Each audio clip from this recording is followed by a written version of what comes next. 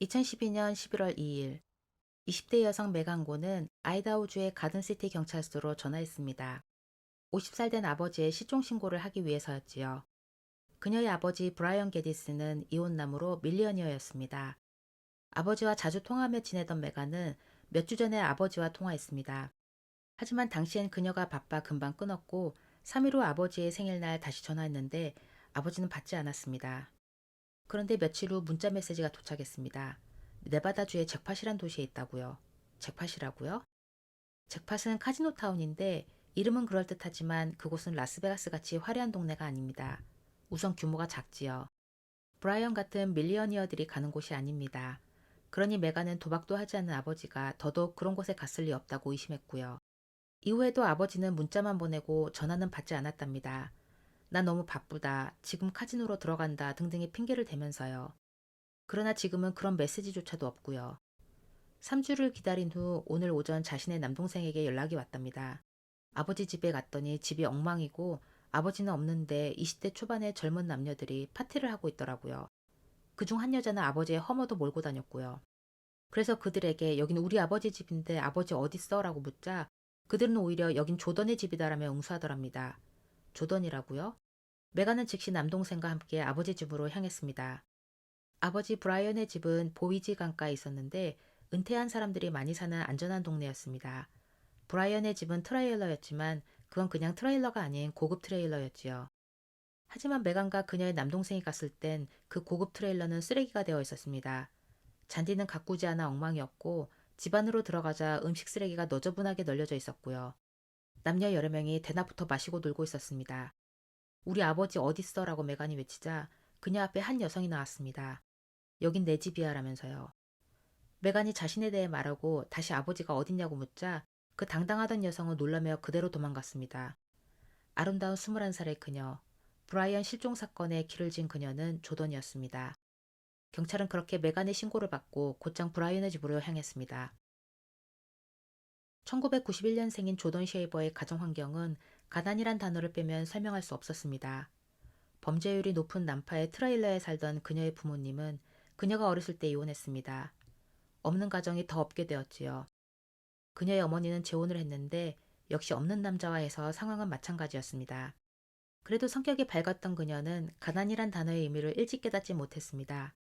왜 10살 생일 파티에서 말한 좋아하는 남학생 벌크의 키스를 받고 싶다는 소원이 쉽게 이루어질 수 없었는지 같은 이유들 말이지요.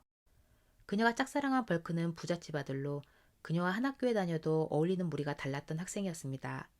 결국 고등학교 졸업 이후엔 별다른 미래 계획이 없던 그녀와 달리 그는 대학을 갔으니 둘의 공통점은 더 이상 없었습니다. 그녀는 짝사랑이 이루어지지 못한 이유인 가난을 타파하고 사랑을 쟁취하기로 결심한 듯 했습니다. 그것도 아주 빠른 방법으로요. 중상류층 집안의 아들 벌크는 21살의 평범한 대학생이었습니다. 부동산을 공부하던 그는 페북을 즐겨했고요.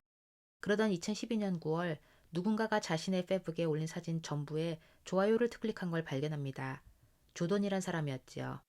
처음엔 조던이 누구야 하며 찾아보자마자 감탄을 했답니다. 너무 예뻐서요. 혼자 감동하다 페북 메시지를 보내 인사를 했답니다. 뭐하며 지내라는 그의 질문에 조던은 은행에서 대출 담당자로 일해라 답했습니다. 돈을 잘 번다는 말이지요. 게다가 강가에 있는 집도 샀다 했습니다. 21살에 대단하지요. 벌크는 그녀에게 만나자 제안했고 둘은 백화점 푸드코트에서 만났습니다. 오랜만에 만난 조던은 여전히 성격이 밝고 잘 웃고 충동적이었습니다. 그렇게 둘은 두 번째 만남부터는 매일 만나 연인이 되었습니다. 주로 벌크의 아파트에서였지요. 조던의 친구들 파티에도 같이 다녔습니다. 벌크의 부모님 집에도 다녀왔고요. 하지만 한 번도 조던이 말한 그녀의 강가의 집은 가보지 못했습니다. 벌크가 언제 가볼 수 있냐고 물어보자 그녀는 엄마가 암 키모 치료 중이라 초대하기 힘들다고 답해 이후 묻지 않았다 합니다.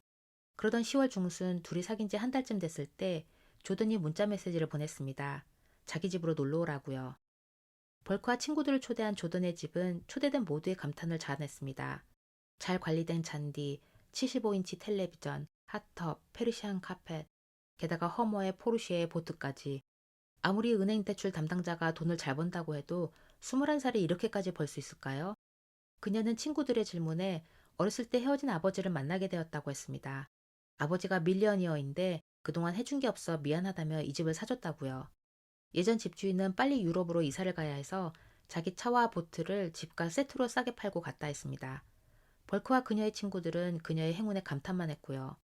이후 조던의 강가의 집은 그들의 아지트가 되어 매일 밤낮으로 파티를 열었습니다. 무한정 피자와 술, 약까지 제공된 파티였지요. 벌크는 때때로 이때의 그녀에 대해 의문을 갖기도 했습니다. 왜 일을 안 갈까 같은 의문이요. 그녀는 휴가 중이라 답했고 그는 역시 의심하지 않았습니다. 예쁜 여자가 일도 안 하고 파티만 하니 그는 단순히 그녀를 폰스타 같다고 생각했다고 훗날 어느 인터뷰에서 밝혔습니다. 그가 눈치가 없는 타입인 듯 하죠. 그러다 그가 이상하다고 눈치챌 만한 사건이 일어났습니다. 10월 말 아침, 밖에 있던 그는 옆집 노부부가 트렁크에서 식료품을 꺼내 나르는 걸 보고 도와주려고 인사했습니다. 우리가 파티 너무 많이 해서 미안해요 라고 사과도 하고요. 하지만 두 노인은 파티에 대해선 말하지 않았고 특히 할머니는 브라이언은 어딨어? 라고 물었습니다. 그가 누구냐고 반문하자 할머니는 너가 사는 집주인도 몰라라고 타박했습니다.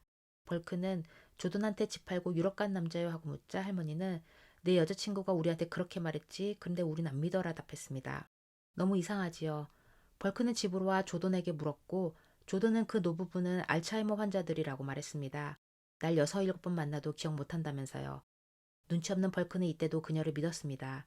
하지만 11월 2일 어느 남매의 방문과 이어진 경찰의 출동으로 인해 그 여자친구가 그가 생각하던 이상적인 폰스타가 아니었던 걸 깨닫게 됩니다. 경찰은 메간의 신고를 받고 우선은 출동했지만 수색영장이 있는 게 아니었습니다. 그래서 집을 수색할 순 없어 노란 테이프만 주변에 둘러 사람들의 출입만 막았습니다. 그리고 메간이 받은 문자 메시지를 토대로 네바다주의 잭팟의 모든 카지노와 병원에 연락해 브라이언 게디스를 찾았습니다. 또한 그의 전화기에 위치 추적을 하자 집 근처 월마트 주차장으로 나왔습니다. 그래서 경찰들이 출동했고 그곳에서 브라이언의 전화기를 가지고 숨어있던 조던을 발견했습니다. 경찰서로 데려온 그녀를 취조하는 형사는 우선 브라이언의 위치에 대해 물었습니다. 그녀는 형사에게 7가지 다른 설을 내놨습니다. 브라이언이 유럽에 간 설부터 약 파는 이에게 협박을 받아 도망갔다는 설까지요. 그럼 왜 경찰에 신고하지 않았냐고 묻자 자신도 약 파는 이에게 협박받아 무서워서였다고 했습니다. 형사는 믿지 않고 계속 질문을 이어갔지만 그녀는 이리저리 다른 설들을 내놓으며 피했습니다. 하지만 형사는 자신의 카드를 알고 있었지요. 바로 그녀의 남자친구 벌크가 그녀의 약점이라는 것을요. 벌크 역시 경찰서의 다른 방에서 취조받는 중이었습니다. 아주 충격을 먹을 대로 먹은 상태로요. 형사는 그에게 사실과 함께 우려하는 점을 설명했습니다. 브라이언 게디스의 실종이 단순 실종이 아닐 수 있다는 것이었죠. 벌크는 자신이 어쩌면 살해됐을 남자의 침대에서 잤고 그의 차를 탔고 그의 자켓도 입고 페이북 프로필 사진을 올렸으니 충격이 컸습니다. 하지만 경찰에 협조하기로 했지요. 조던이 자수하게 설득하겠다고요. 그래서 경찰의 안내를 받고 취조받던 조던이 있는 방으로 갔습니다. 예상치 못한 그의 방문에 놀라워하던 조던은 그에게 안겨 크게 울었습니다. 벌크는 경찰과의 약속대로 그녀에게 다 실토하라고 달래며 말했고요. 조던은 벌크의 방문 후 경찰에게 사실들을 털어놨습니다. 브라이언은 자수성가한 남자로 20여 년 전 실업수당으로 받은 600불로 헌차를 구입해 고쳐 팔았습니다. 그때 얻은 이득을 토대로 사업을 해 성공했고요. 부동산 사업도 성공했습니다. 하지만 그런 그도 가지지 못한 것이 있었으니 바로 사랑과 가정이었습니다. 전 와이프는 그가 일만 하고 가정에 소홀히 한다고 이혼 신청을 해 그는 혼자 사는 중이었습니다. 그러다 8월 말 브라이언은 공원에서 산책하는 조던을 처음 만났습니다. 둘은 잠시 대화를 나누었고요. 하지만 며칠 후 동거하는 남자친구에게 피 터지게 두드려 맞은 조던이 갈 곳이 없다며 브라이언의 집을 찾아왔을 때 그는 그녀를 안으로 들였습니다. 이게 그의 죽음을 불렀을 줄 꿈에도 몰랐겠지요. 그녀를 위해 경찰을 불러줬고 그녀가 자신의 집에 한동안 머무는 것도 허락해줬습니다.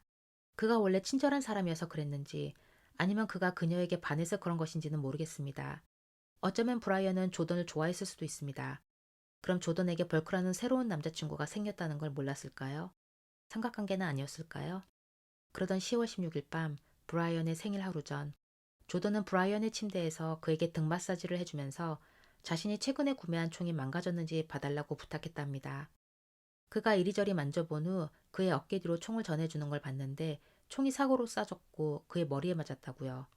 조던은 너무 무섭고 당황한 나머지 911에 신고도 못하고 그를 그냥 침대에 놔둔 채 월마트로 쇼핑을 갔습니다. 놀란 가슴을 진정시키기 위해 메이크업과 옷, 속옷, 그리고 집에 필요한 물품 등을 샀고요. 집에 와서 브라이언을 옮겼는데 트레일러 아래쪽을 잘라 그의 몸을 밀어 넣었습니다. 많은 경우 여성들은 시체를 옮길 때 도움을 청하는데 그녀는 씩씩하게 혼자 다 해냈습니다. 어째서 그 집에서 시체 냄새가 나지 않았는지는 모르겠습니다. 강가바람과 차가운 날씨 때문일 수도 있습니다.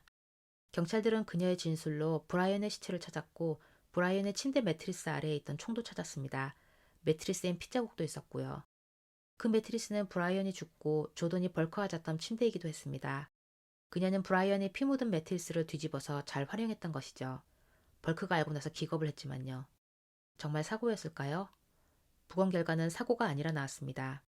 재판은 2014년 12월 18일 열렸습니다. 사고사는 아니겠지만 계획된 살인이냐 아니냐가 관건이었습니다. 브라이언이 죽기 한 달 전에 그녀는 벌크에게 자기에겐 강가에 집이 있다고 말했었습니다. 그리고 그걸 현실로 만들었고요. 그녀는 2급 살인죄로 20년 후에 가석방될 수 있다는 판결을 받았습니다. 2032년 41살에 나올 수 있지요. 감옥에서도 그녀는 계속 벌크와 접촉을 시도했다 합니다. 벌크는 한 번도 답하지 않았다 하고요. 죽은 이의 부를 이용해 연인과 친구들이 자신이 부자라고 믿게 한 사건이었습니다. 시청해주셔서 감사합니다.